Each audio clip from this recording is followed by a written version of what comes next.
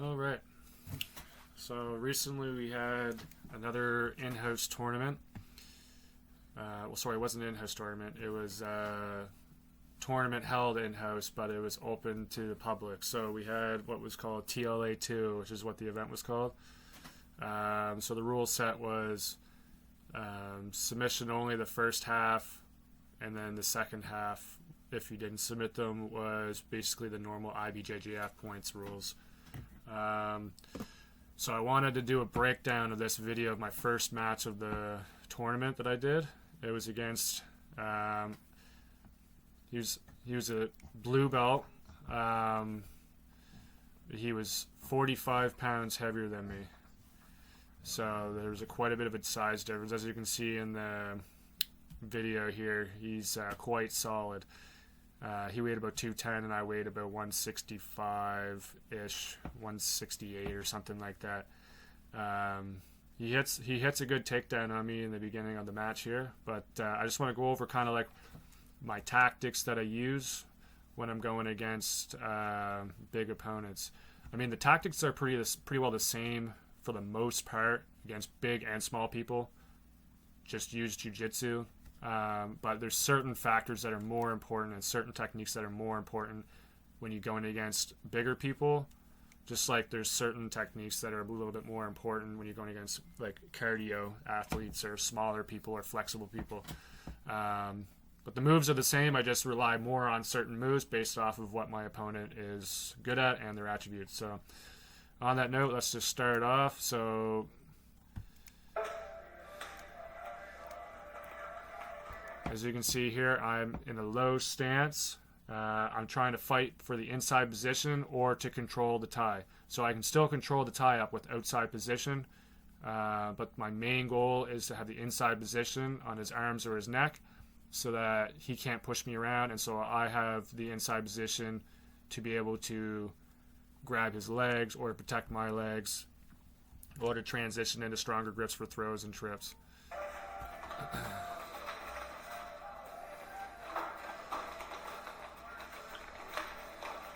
Good little slap of the collar tie there. He's a strong dude. Again, anytime he gets grips on me, I'm clearing them.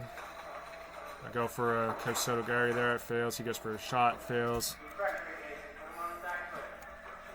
So you can see here, I have the inside position on his right arm, and I have the inside position on his left arm with my right arm. So right now, I have the advantage to be able to move him around, make angles, to protect my legs, or to grab his legs, which is what I want. So one of the main things that I don't want to happen with a big person is for them to be able to use their strength against me. So if they're able to control the tie, they're going to be able to use their strength, and it's not going to be fun for me.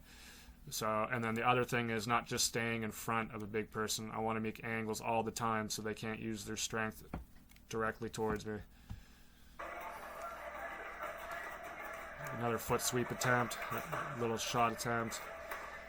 I'm trying to get him to react. So I'm trying to get him to react whenever I shoot in for the legs. If he bends over too much, I snap the head down. If he doesn't react, then I'm going to go in for a shot, right?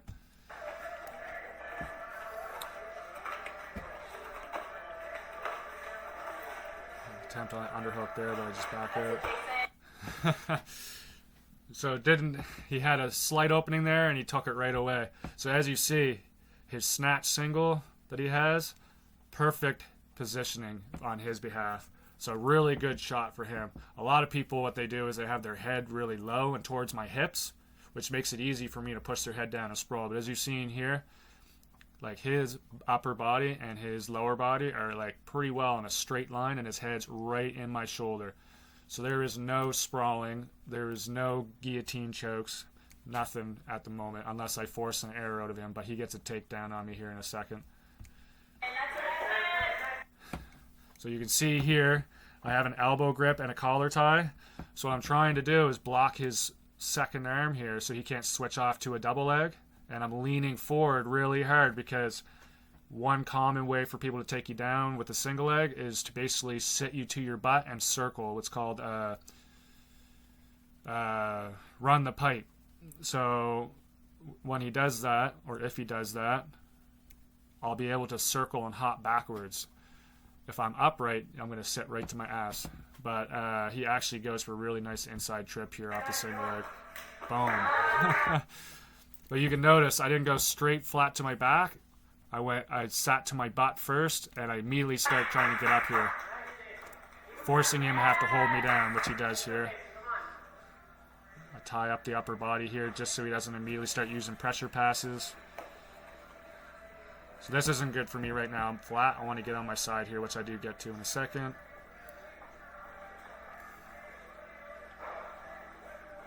So here, boom.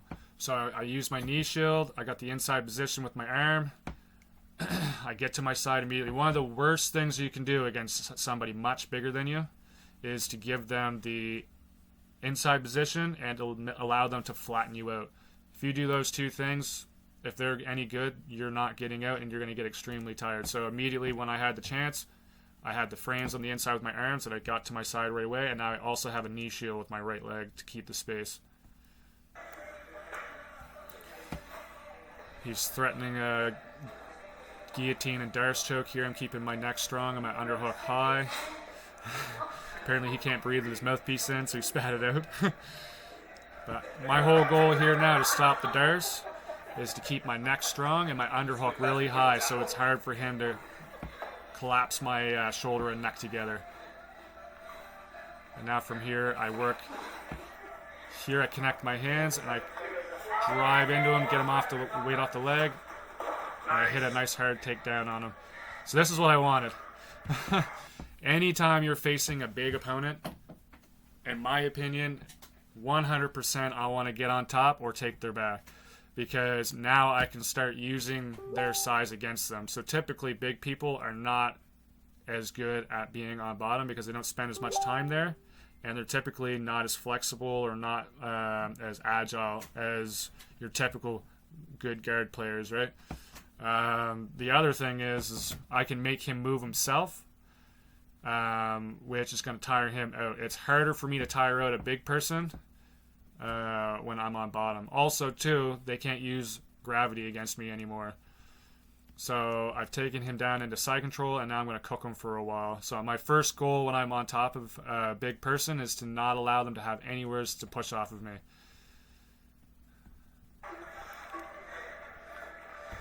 So you can see here he has the inside position. It's a weak one, but he has inside position on my left arm, or my right arm, sorry, and he has inside position on my neck here. So I ideally want to get rid of that, because he has something to push off of when he does that. So I'm trying to lift the elbow, get it out. So he switched from, well, I mean, he didn't really switch, but I tried pulling his elbow out of my hip so he can't push my hips away and turn to his side. When I did that, he managed to keep that space now with his hand on my bicep, which is a good thing for him. So he's making more distance right now. So this is not as good for me. I'll try and get the inside position back. His arm's too long. So I use a placeholder with my knee that he can't follow, and then I swung my arm off. So he still has inside position with that arm though. But as you've seen, he allowed me to get rid of his inside position with his right arm there. I'm not sure how it happened. So he was under my neck here, as you see. Oh, that's what happened. So he went for an underhook here. So I think he might actually have an underhook. Nope, I guess he just let go of my head because he wanted to go for a bridge. So what he did, I got the inside position on his arm and his forearm now. So now when I put my head to the floor, that shoulder is pinned very well now. Here. Okay, he gets it back. I didn't put my head to the floor as much as I should have, and he got that inside forearm position back. So you can see here I'm using heavy cross-face pressure with my shoulder to turn his face away to make it hard for him to turn in to begin his escapes turning inwards. Again, there's about a minute left until points, so right now I'm just trying to cook him, make him carry my weight until points are active.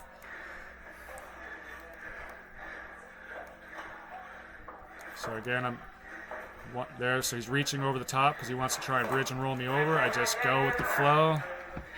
Anytime that a big person on bottom is trying to bridge and roll you over, don't hold on and squeeze for dear life, because the tighter you are on them, the easier it is for them to roll you over. Picture you're holding on to like a boulder, a big boulder, and you're trying to stop a boulder. You're not going to be able to stop it. All it's going to do is it's going to pull you with it. So what you need to do is let go and base, and then recapture the pinning position again. So that's what happened here. He tried to roll me over. So he actually gave up the inside position with his arm under my neck to try and roll me over. And he failed, and now I have the inside position with my head on his far arm. And now he just wasted a bunch of energy trying to get out. So I allow him to get the inside position back with that elbow. Because I'm not too worried about points or anything like that. I'm just trying to cook them until points are active so I can advance my position. Ideally, I want to get both those arms on the outside. But right now he has the inside position. So he's still able to, if he was to try and bridge and turn, he could potentially turn away. So he's trying to bridge here. So let's just look at that for a second. So he attempted to bridge, and when he did, I switched my hips here. So now there's no ledge on my left hip for him to push on, or my right hip to push on now. So now my goal is to grab his elbow with my right arm and pull it up and ledge it on my right hip, and then turn my hips back down where he no longer can push off of me with that left arm. But as I do it, you see he drops his elbow really heavy, so I let go and I go back to controlling the head. So I do eventually clear this elbow. This is where I do it. So one of the best ways to clear this inside arm, if you're having troubles with just switching your hips and pulling it up, is walking towards their legs, turning their legs away, which in turn turns their upper body away, which raises that elbow on the inside. And then you can slide under it and trap that arm, which is what I do next.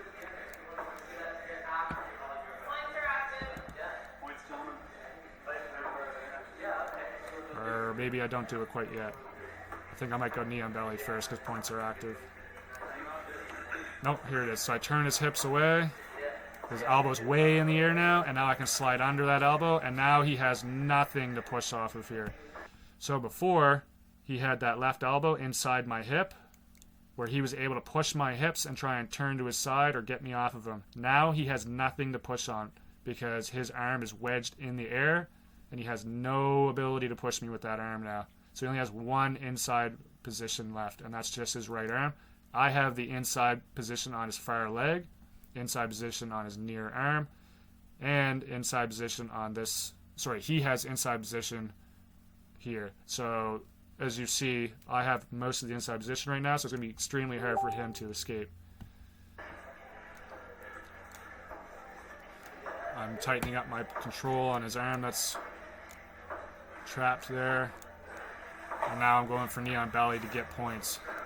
1, 2, 3, 4, 5, 6. So I should have got points 3 seconds ago. There, so I got 2 points for knee on belly. So I'm trying to rack up the points on him, tire him out before I start attacking submissions. So I'm back in side control again. So stop here. So one common escape, especially if you're explosive, is called the ghost escape or a near side underhook. So he wants to get this inside arm scooping all the way to my far hip. If he's able to do that, he's going to be able to drive my hips forward as he turns away and spins out from underneath me to his knees. I know this, so he gets the arm under, boom, right here. Immediately, I don't stay in side control anymore. I switch my arm position from hugging his head and arm to over his head and inside his hips. When he tries to do the spin out, he's trapped in north-south. So he can no longer spin out to his knees now because I have control of both of his shoulders right now. So this is kind of a newbie mistake that he's making in my opinion. He's hugging me from north-south, which is exactly what I want to do if I'm attacking his arms. So if I continue to turn the corner and he keeps hugging my head like he is right now, his arm is way in the air. If I can turn him away, his arm's going to slip off my head and I'll be able to attack his arm. So ideally what he should be doing is getting his elbows and hands back to the inside position on either my hips or on my shoulders here, so I can't attack his arms. So here I turn the corner. As you can see already, the angle, I'm already starting to slip my head free, and his elbow's still way in the air. So he's really strong, so I decide to drive some stomach pressure into him, which makes him want to turn so that I'm not pushing all of my weight into his diaphragm. He tries to roll me over instead, which takes a lot of energy. So I'm still cooking him here because he's a big, strong dude. He's one of the strongest guys I've ever grappled with in a tournament. We're just resetting in the middle there. So again, when I get back to this north-south position, I want to entice him to keep hugging me the way he's doing it and turning to his side. If he turns to his side, that either exposes his back or exposes an arm that I can attack. So I'm going to drive my shoulder pressure into his stomach here in a second to make him want to turn, make him panic because he's getting tired. So again, as you see, his arm is over my head. It shouldn't be there, in my opinion. In my opinion, he should get that arm underneath my neck or under my shoulders so it's not vulnerable to attacks and so that he can make space to get his knees inside or turtle. So here, I drive all my pressure down. He starts turning, which is what I wanted, and I slip my head out. Boom. So I forced this attack out of him because he was getting tired and he didn't want to carry my shoulder with all my weight into his stomach, so he turned away. When he did that, his arm slipped off my head and I have a Kimura trap. So from the Kimura trap, my favorite attacks are armbars. So immediately I sat to an armbar position here. Boom. And I used the Kimura grip to separate his knee to elbow to immediately get my right leg over his body as well. I don't really want to start attacking the armbar on him with only one leg across his body or head, because this is a really big, strong guy, right? So I want as much control as I can get. So I step my right leg over, so now I have two legs over his face. Now from here, I'm in the armbar position, but I have a Kimura grip. So the weakness of having a Kimura grip is two of my arms now are controlling his arm, which means I have no post hands. Against a big, strong person, they're going to be bridging and trying to roll you over and smash you. So immediately I switch from a Kimura grip to my left arm through and scooping his leg right here. So right now, it's really hard for him to get up and smash me because he has to be able to scissor his legs or step all the way over while I'm pushing down on him with his other leg, which he does actually eventually do because he's so strong. But I'm able to slow down his get up at the very least. And as you've seen here, my foot went from his armpit now to under his hands to the far neck. So now I have a dilemma here for him. If he continues to get up, which he does, there's the threat of the triangle now. If he doesn't get up, then I can still attack triangle and armbar. So he continues to get up here.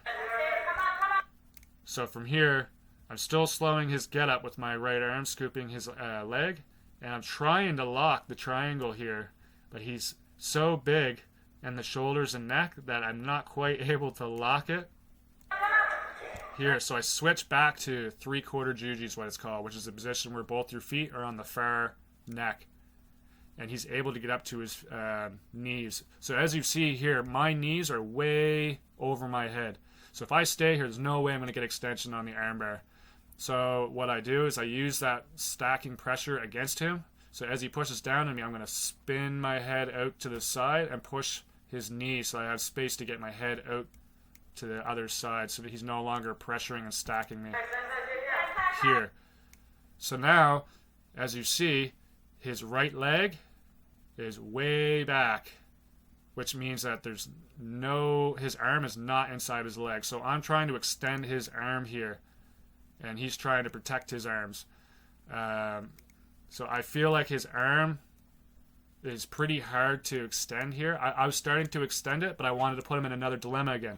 His head was really low. So I was going to threaten the triangle again along with the armbar. So I step backwards, crush his head in, and now I have a triangle choke here. So now either he's going to submit from the choking pressure, or I'm still going to extend the arm and finish it with an arm lock, which he ends up tapping almost immediately to the triangle. So with bigger people, if you do lock a triangle on them, they fill your choking space so much that it does not take much before it's a super tight choke. So yeah, this is a breakdown basically of me going against somebody about 45 pounds heavier in the last tournament.